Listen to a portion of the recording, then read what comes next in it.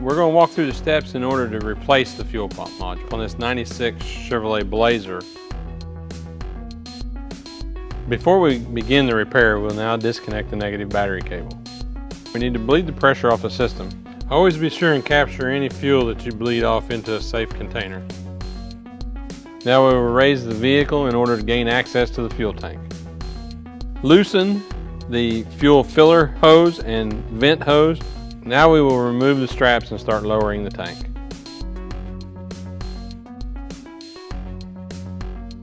Be sure and just work the fuel filler hose and vent hose loose as you lower the tank. Once we lower the tank to this position, we now have access to the fuel line fittings and the electrical connections.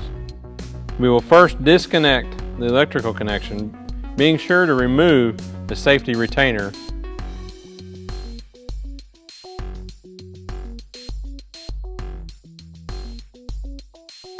Now we can disconnect the fuel line fittings. Note that there may be some residual pressure at this point. Be sure and capture any fuel in a safe container.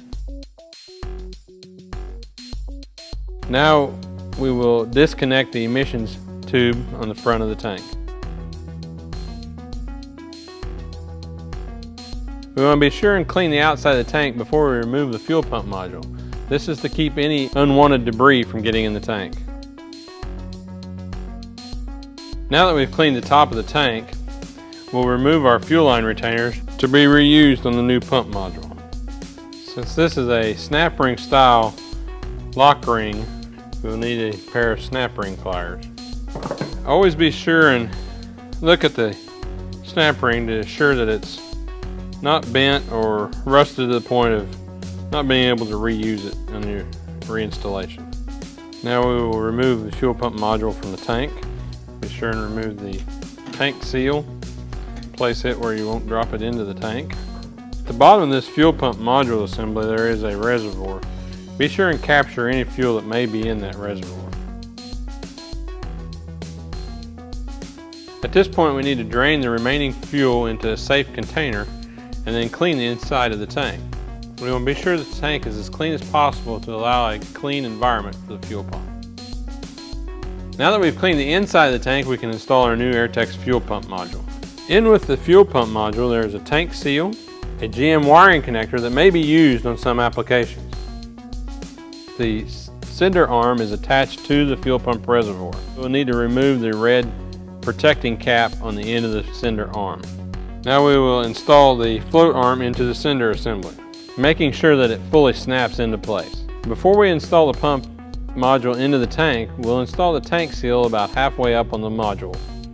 On the top of the fuel pump flange is a locating tab. Also in the top of the tank is the location where this tab will set.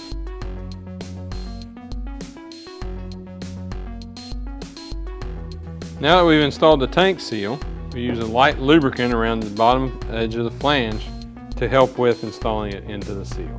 Now we'll take our locking ring, start it in on one side and just work it around. Be sure that the locking ring is fully seated into the retainers on top of the tank. Before we reinstall the tank into the vehicle, we'll insert the fuel line retainer clips into the end of the fuel lines. Be sure and inspect the end of the fuel line fitting to make sure that it's not damaged. Now we're ready to reinstall the tank into the vehicle. Now that we've got the tank partially into the vehicle, we will need to reposition the fuel filler hose and vent hose onto their fittings. Reconnect the emissions line on the front of the tank. We can reattach our fuel line connections and our electrical connections. Always be sure to reinstall the safety retainer on your electrical connection. We can now reinstall our tank straps. With the tank completely installed, we are ready to finish the installation of our fuel filler hose and vent hose.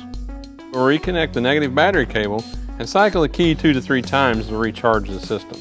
Once we have the system recharged, we'll start the vehicle and monitor our fuel pressure to make sure that it is within vehicle specification. To remove the gauge, we'll shut the engine off and bleed the pressure from the system using the pressure relief on the gauge, making sure to capture any fuel in a safe container.